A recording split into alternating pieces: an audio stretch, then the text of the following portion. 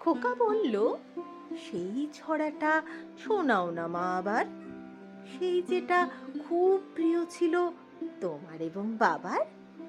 মা বলল, তুই তো দেখি জ্ঞানের বটবৃক্ষ রে, কার লেখা, কি নাম ছড়াটার, বলতো আগে ঠিক করে।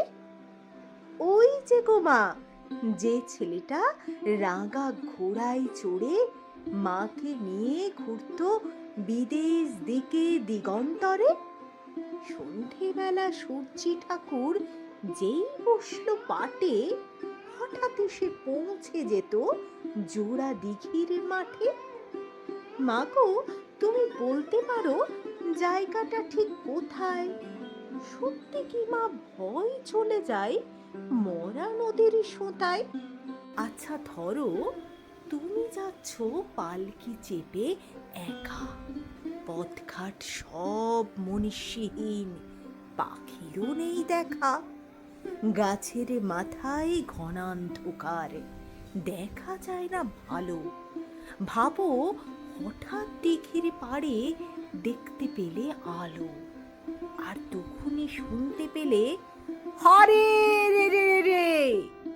ধরো তুমি সিঁটিয়ে ভয়ে পালকির এক কোণে চুপটি বসে আমার কথা ভাবছো মনে মনে।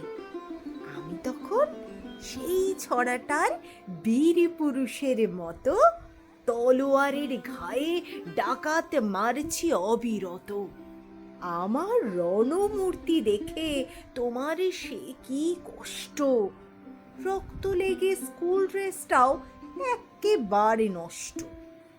ব্যাপারটা কি রোমাঞ্চকর ভাবা যায় না মোটে। ভাগ্যে যদি এমন সুযোগ একবারটি জোটে, সবাইকে মা দেখিয়ে দেব 100 বছর পরেও রবি ঠাকুর বীর পুরুষ ঠিক আছে তোমার ঘরেও।